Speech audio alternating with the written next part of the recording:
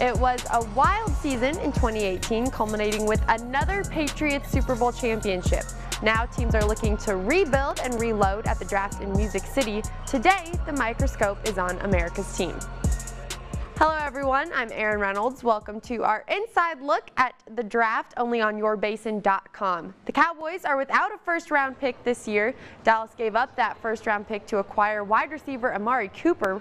Recently, we were able to catch up with the original number 88, Cowboys legend Drew Pearson, to get his thoughts. What do you make of, I guess, obviously kind of going for it now and giving up those first-round picks? What did that trade, I guess, kind of signal to you as far as the goals that this organization has and what they're going to need to do in the years to come? Well, you know, they're going for it. You know, they're trying to make moves to try to better the football team, and that was one to make a move to better the team.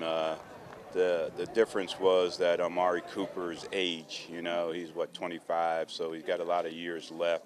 So you look in the draft, you see what kind of wide receivers are there. You say, I don't think anybody's as good as Amari Cooper. So you don't waste a number one pick on a rookie. You get one on a veteran guy who's been in the league 4 years. He's that kind of quality guy, and you got to have those kind of quality guys to win, and the Cowboys saw that.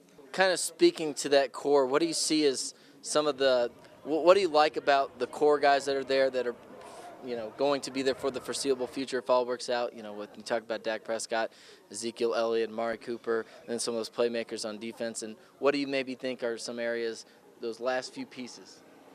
Well, you know, they got a lot in place, and as they continue to go through the free agency and see who's available for the price they want to pay, and then go deal with their draft picks, and then see what they need from there. But I think, you know, if everybody comes through the off season like we expect them to, if everybody is committed. You know, last year, we've been in the playoffs 2 of the last 3 years. Oh, yeah. You know, so we kind of been knocking on the door a little bit. Now's the time to kick it in. If they can continue to bring the right guys in, and now you're coaching Kellen Moore, geez, what is he going to do? You know, he's got a lot to prove, so maybe he'll open up the offense and not be so restrictive like Linehan was. So I see the future bright for the Cowboys. We had a top 10 defense last year. Yeah. So that's in place, and get DeMarcus Lawrence happy, give him some money, more money, more money. That's all these guys want, more money, and see what happens. So, and then you look at the rest of the division. Okay, the Eagles. Okay, I don't know if they improved that much. The Giants, they're still in limbo with Eli. And then, of course, the Redskins, you know, they got a new quarterback coming in, so things will be different there. So we should be in good shape. Hut, hut. Pearson leaving quite the impression in 2017. That draft was in Philadelphia, and he announced the team's second-round pick. I want to thank the Eagle fans for allowing me to have a career in the NFL. Thank you. And on behalf of the 5-time world champion Dallas Cowboys, Hall of Fame owner Jerry Jones, Gene Jones and the Jones family, Coach Jason Garrett, all the Cowboy players that played before me, that played with me, and played after me, with the second pick and the 60th pick in the second round, the Dallas Cowboys select defensive back from Colorado, Chidobe Awuzie.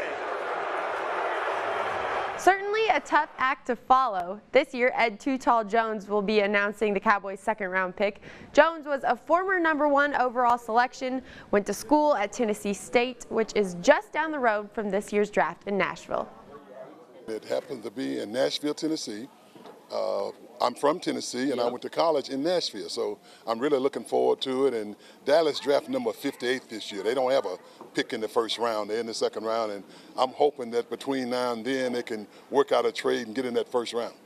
Absolutely. Are you going to try to outdo Drew with his legendary announcement? I could never do that. I was talking to Drew earlier on the flight here about that this morning. I said, man, you had me in stitches. What a tough act to follow. So, no, I'm just looking forward to it and hope we get a good player.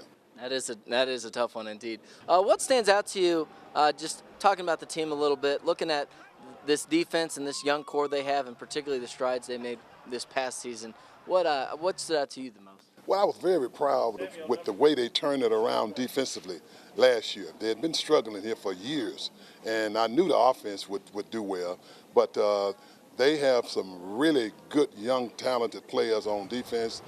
They've been coached very well, so this is the year I expect them to really go to another level.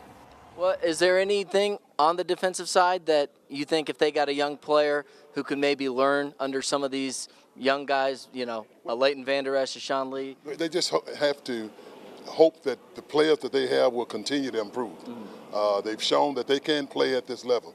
And if they just continue to improve, get a little bit better, coaching staff continue to do a good job like they are doing, then we'll be in good shape on the defensive side of the football. Absolutely. And then just real quick, I know you're a defensive guy, but what do you like with what you saw with the offensive side of the ball as well? Well, number one, any good offense have to have a good running game. Everything's off the running game. And Zeke's doing a great job running the football for us.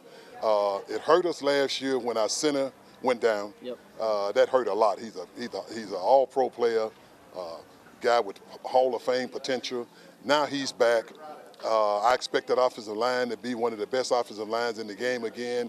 And like I said, with them running the ball like they're able to run it and the receiving cast that we have now, the sky's the limit for those guys on offense. Moving back to the offensive side of the ball, Dak Prescott, a hot topic of conversation last season. After a slow start to the year, Dak played a key role in the team's push for the postseason. Earlier, we caught up with former Cowboys quarterback Danny White to get his take on the fourth-year Dallas quarterback. What have you seen just collectively, looking at body of work, what do you like with what you've seen with Dak Prescott as the Cowboys leader? Well, you know, the thing that's impressed me about Dak has been his mechanics at the line of scrimmage. He's done such a great job of getting them out of the wrong play and into the right play based on the number of guys in the box. That part of the game, he's the most improved player in the league, in my opinion. You know, he's got some accuracy issues that are going to get better. They just naturally do when you're playing a lot, when you're running with the first team all the time, when you're practicing, and that's going to naturally get better. But other than that, man, I mean, I think about where I was in my third year, you know, and I never even saw the field. So he's going to have a great career. I think we're lucky to have him, and just got to surround him with the right people now. Really quick, talking about the draft, because it is coming up. The Cowboys, they don't have that first-round pick, but as you mentioned, losing Cole Beasley, Terrence Williams, they do bring in Randall Cobb and some others in free agency. But if there's been some talk that they might go out and try to get a wide receiver, what type of player do you think would benefit the most in the Cowboys in terms of that wide receiving core? We need that guy right there. That's what we need. We need Drew Pearson. Guys right there. Yeah. we need Drew Pearson to get redrafted to the Cowboys. You talk to me, Ray. I'm gonna talk after this. I'll tell you how it really is. You know what? I think, you know, as far as go-to guys and star players and guys that you draft in the first round. Now the Cowboys, you know, made a habit out of getting offensive linemen, and they haven't done too bad there. They get Travis Frederick, and you know, people forget, you know, that we've had that whole year last year without our starting center. Yeah. That's a big deal, and so that's like having a number one draft pick, in my opinion, is getting him back if we can, and if you know, other than that, you know, we just got to build the support group. I think we're solid defensively. You know, the basis is there. You know, we got to get a few guys, complimentary guys, and then we got to stay healthy. You know, and just hope we don't have too many guys hurt. I'll let you go on this, just since you brought it up. Travis Frederick, obviously a great center, and hopefully Dallas can have him back this upcoming season. For you as a quarterback, how much do you think for maybe Dak Prescott, how much of a security blanket do you think that it's going to be for him in terms of peace of mind having him back? Let me tell you, it's huge because you have to just completely forget about the pass rush, you know, and let your center take care of that. And he's got to set up the protection. If you do change the play, which Dak has gotten very good at, you know, getting out of the wrong play into the right play. But when you do that, the center has to then take over and call out the blocking and get the blocking straight. I mean, and you got to do all that, you know, in a few seconds. So not having that guy there really hurts, and so having him back is going to be bigger than anybody realizes, and it's not just because of what he does physically. You know, it's making the calls. As we mentioned earlier, barring a trade, Cowboys will be waiting a while to make their first selection. Second round, 58th overall pick. Now, one area the Cowboys could target is that defensive line, as David Irving is no longer on the team. Randy Gregory's facing an impending suspension, and with that in mind, we asked our Cowboys insider Mickey Spagnola about that possibility. You know, I'm finally glad somebody brought the defensive line up, because I think everybody out there's thinking safety, tight end, cornerback. To me, it's defensive line. And for the very reasons you just pointed out. They could use a three-technique defensive tackle, somebody to help out Malik Collins at that position. They can use a defensive end still because they don't know about Randy Gregory. Now, I know they signed Robert Quinn, and that keeps them from saying, okay, I just got to have a defensive end. But he's only here on a one-year kind of prove-it deal. And what if he doesn't prove it, and then the next year you're going to be looking for another defensive end, and you really don't know where Taco Charlton is, and you're not sure where they want to play Tyrone Crawford. So yeah, a defensive end that can get to the quarterback certainly would fit in. A defensive tackle certainly would fit in.